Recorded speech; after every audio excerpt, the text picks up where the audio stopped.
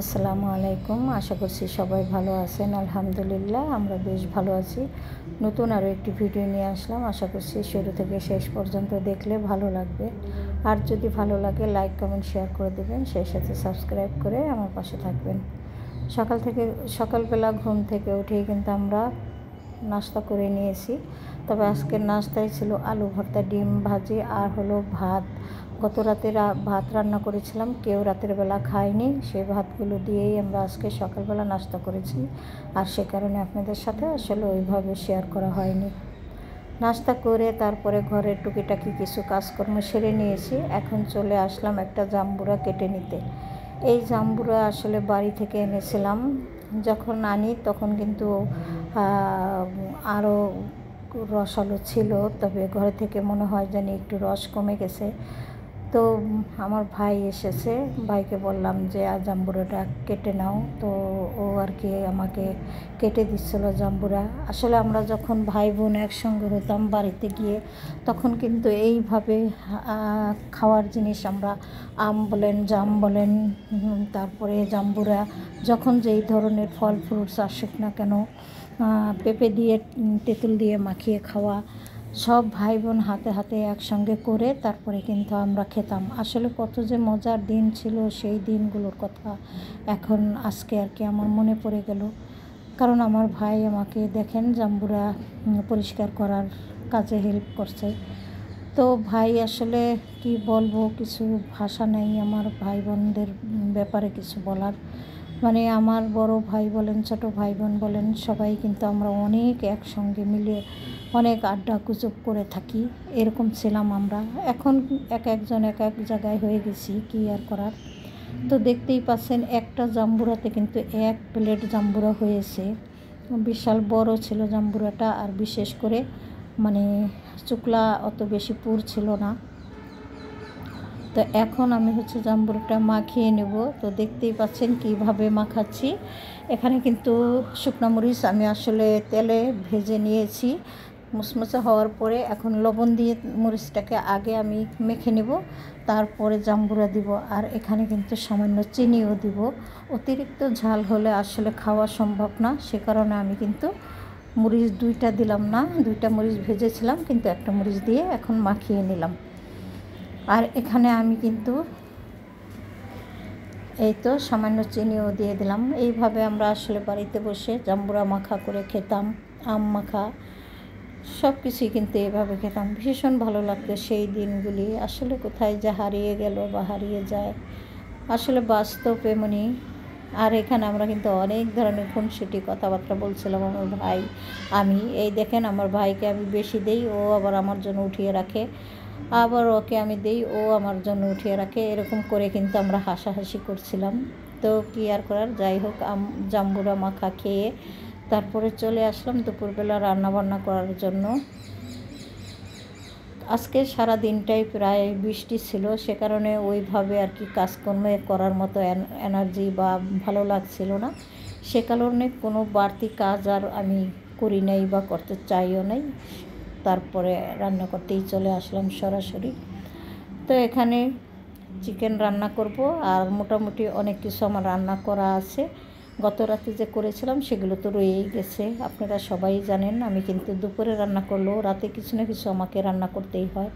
তো সেই খাবারগুলো রান্না করা রয়ে গেছে, এজন্য অত বেশি কিছু রান্না করব না। এখানে চিকেন রান্না করে নিলাম, আর পাশাপাশি হলো পটল ভেজে শুকনাই খাবো, তবে কয়েকটা পেঁয়াজ ভাজা করে দিব সাথে। যাই হোক, এখানে চিকেনটা কিন্তু অলরেডি কষানো হয়ে গেছে। তারপরে আমি ঝোলের জন্য পানি দিয়ে দেব।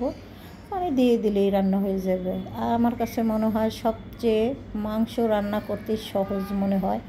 বিভিন্ন রকমের মাছ, সবজি বা শাক এগুলো রান্না করতে গেলে ঝামেলা মনে হয়। সবচেয়ে সহজ এবং তাড়াতাড়ি রান্না হয়ে যায় মাংসটাই। তো মাংস রান্না করলে সেদিন কাজ আর কি একটু হাসিব হয়। যাই হোক, এখানে আমি কিন্তু ঝোলের জন্য পানি অ্যাড করে দিয়েছি, এই তো দেখতেই পাচ্ছেন। তারপরে কিন্তু আমার বুয়া মানে আমার খালা চলে এসেছে কাজ করার জন্য। তো উনি এসেই কিন্তু ঘর বাড়ি একটু গুছিয়ে নিয়েছে, পাশাপাশি কিন্তু ঘর ঝাড়ু দিয়ে দিল। আর এক ঝলক দেখা গেল আমার ছেলের পা। তো ও কিন্তু নামাজে গিয়েছিল, নামাজে থেকে চলে আসলো। মোটামুটি আমার তো রান্নাবান্না শেষ হয়ে গেছে। এখন খালা ঘরবাড়ি সমস্ত সব কিছুই গুছিয়ে নিয়েছে। তো ঘরটা ঝাড়ু দিয়ে মুছে চলে যাবে, আর আমি দুপুরের জন্য সবাইকে খাবারটা দিয়ে দেব। এইভাবে আসলে কাজ করে থাকি, কিন্তু মাঝে মধ্যে শরীর স্বাস্থ্য ভালো না থাকলে একটু এলোমেলো হয়ে যায়। আসলে মানুষ সব সময় একাধারে একরকম এক নিয়তিতে চলতে পারে না, এটাই স্বাভাবিক। তো আমার বেলাতে তো আরও হয়ই না, সবাই হয়তো পারে। যাই হোক, ধীরে ধীরে চেষ্টা করছি ভিডিওটা সুন্দর করে করার জন্য। আমার ভিডিওর ভিতরে যদি কিছু কথা বলতে চাই তাহলে অনেক কিছুই বলতে হয়। অনেকেই আমাকে সাপোর্ট করে, আবারও 10 মিনিট একদিন যেতে না যেতেই ফুট করে সাপোর্টটা তুলে নিয়ে যায়। আসলে হাসিও পায় যে কী জন্য। মানুষ তো অন্তত পক্ষে একটু ধৈর্য ধরে, আজকে অ্যাড না হোক পরের দিন অ্যাড হবে, সমস্যা কী, কিন্তু ধৈর্য ধরে না। এই তো দেখতেই পাচ্ছেন, বুয়া কিন্তু ঘর ঝাড়ু দিয়ে তারপরে আবার ঘর মোছা শুরু করে দিয়েছে। তো এতটুকু কাজ করে দিয়ে গেলে আমার কিন্তু খুবই ভালো লাগে। কারণ হচ্ছে কি, ঘরের ভিতরে সমস্ত সব কিছু গুছানো থাকলেও ঘরটা যদি সুন্দর করে মোছা পরিষ্কার না থাকে তাহলে কিন্তু কোনো প্রকারেই মনে হয় না যেন ঘরবাড়ি গুছানো বা পরিষ্কার। সেজন্য আমি কিন্তু প্রত্যেক দিন ঘর ওনাকে দিয়ে সার্ফ দিয়ে অথবা লাইজল দিয়ে মুছিয়ে থাকি।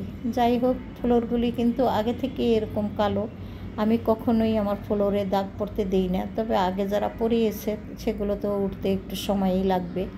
চেষ্টা আছে যেখানে যে সমস্ত দাগগুলো আছে সেগুলো তুলে নেওয়ার। যদি না উঠে তাহলে তো আর কিছু করার নেই। হয়তো বা এটা তো আর আমার নিজের বাসা না, আমি বাসা চেঞ্জ করলে আবারও হয়তো আমি সুন্দর বাসায় যাওয়ার চেষ্টা করব। আর মোজাইক করা বাসা আমার আসলে মোটেও পছন্দ না।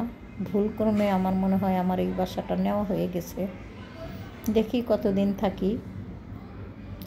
একটা বাসা আসলে চেঞ্জ করা এত মুখের কথা না, চেঞ্জ করতে গেলে কিন্তু একদম অনেক ঝামেলা পোহাতে হয়। সে কারণেও কিন্তু ধৈর্য ধরে কিন্তু কিছুদিন থাকতে হয়। তো সেরকম করেই আমিও থাকবো, কিছু করার নেই। আর এই তো দেখতেই পাচ্ছেন মোটামুটিভাবে ঘরও কিন্তু মোছা হয়ে গেছে। খালা কিন্তু এখন চলে গেছে। আমি দুপুরের খাবারটা আমার বাসায় আমার ভাই আছে, আমার ছেলেরা আছে, তাদেরকে দিয়ে দেবো। তো ছোটো ছেলে এসেই আগে খেয়ে নিয়েছে, ও আর এখন খাবে না। আমার বড় ছেলে আর আমার ভাই আছে। আমার সাহেব কর্তামশাই, তিনিও কিন্তু এখন পর্যন্ত বাসায় আসেনি। তো দুজনকে দিয়ে দিই, কারণ বসে থেকে লাভ কি, যার খাবার খেয়ে নিলেই বেশি ভালো হয়। তো ধীরে ধীরে সমস্ত সব কিছুই কিন্তু আমি টেবিলে এনে দিলাম। এখন সবাই একসঙ্গে বসে খেয়ে নেবে।